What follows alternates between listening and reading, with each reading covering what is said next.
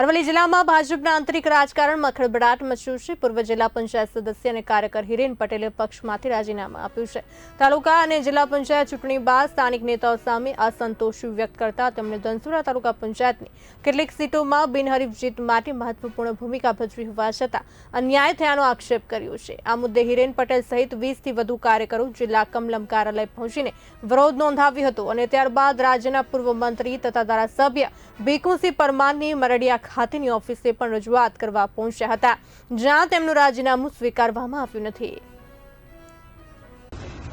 બસ બહુ થઈ ગઈ ભાજપથી, બહુ પ્રેમ આલ્યો ભાજપને અને અમે ભાજપને બહુ પ્રેમ કર્યો। અમને ભાજપનો વિરોધ નહીં, વ્યક્તિગતનો વિરોધ છે।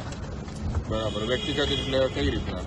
વ્યક્તિગત જે રીતે તાલુકાની ટિકિટો આપી, જે રીતે જિલ્લા પંચાયતની ટિકિટો આપી, એનું રિઝલ્ટ જોવો।